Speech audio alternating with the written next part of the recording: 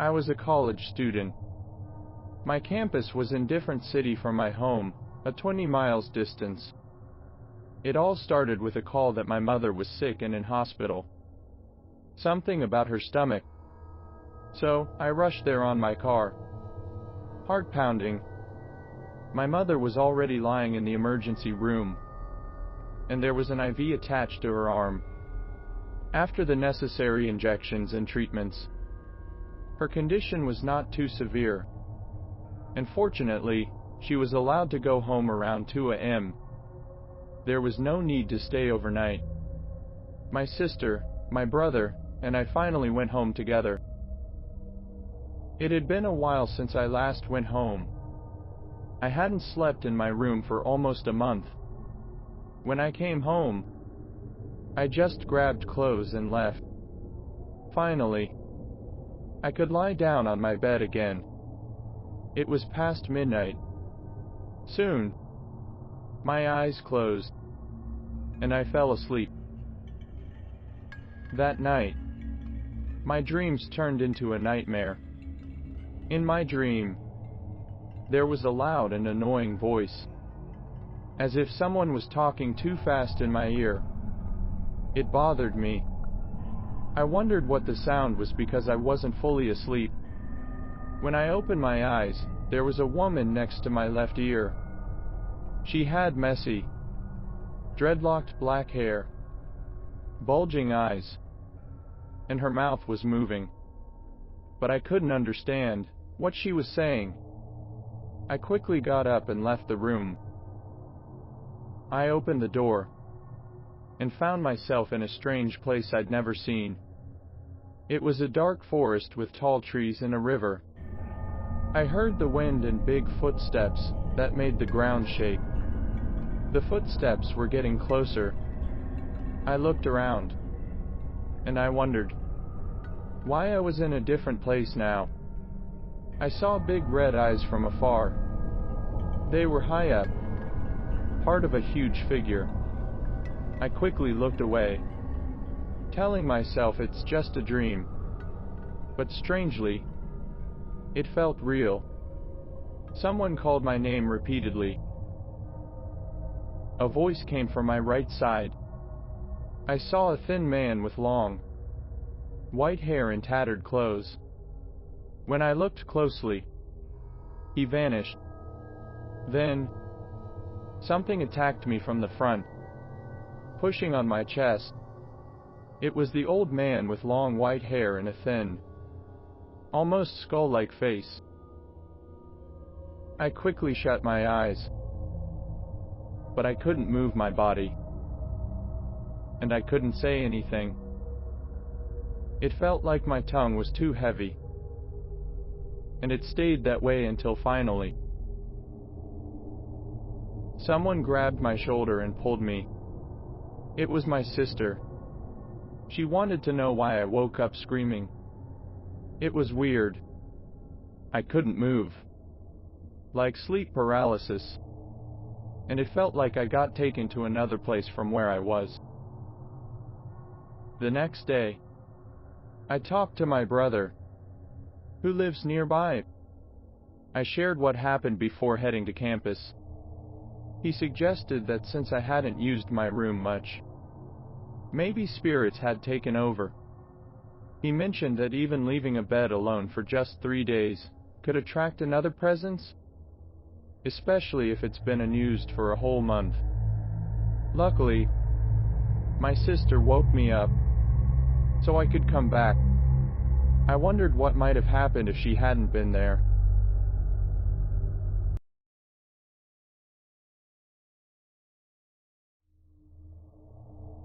My descent into the asylum's grim embrace began with a series of unfortunate events that twisted the fabric of my life.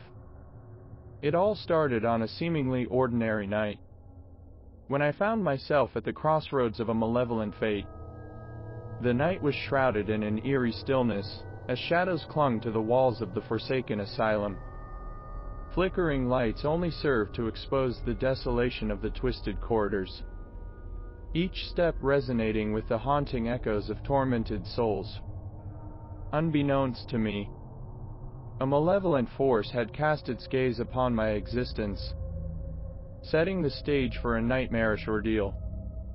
The series of unfortunate events that led me to this accursed place began with a mysterious encounter. A stranger, clad in shadows, crossed my path and whispered forbidden promises of power, pleasure, and liberation. Temptation gripped me, and I willingly embraced a darkness I could not comprehend. Under the stranger's influence, I became a puppet to unspeakable acts, crimes that stained my soul with the essence of malevolence. The atrocities committed under the cloak of night drew the attention of the authorities, and I found myself pursued by the relentless hand of justice. Cornered and desperate, I sought refuge where I believed the long arms of the law could not reach. The Forsaken Asylum. The shadows crept along the walls of the deserted asylum, and the air was thick with a sinister stillness. I found myself trapped in this forsaken place after a series of unfortunate events. The dim glow of the flickering lights revealed the twisted corridors and echoed the screams of tormented souls. I couldn't shake the feeling that something malevolent was lurking in the darkness, watching my every move. I wandered through the desolate hallways, my footsteps resonating in the emptiness. The asylum seemed to come alive with whispers that slithered through the air like snakes.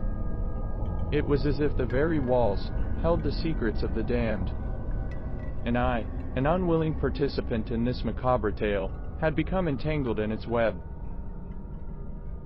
As I ventured deeper into the heart of the asylum, I stumbled upon a room bathed in an eerie blue light. The door creaked open, revealing a small chamber filled with tattered furniture and an unsettling stillness.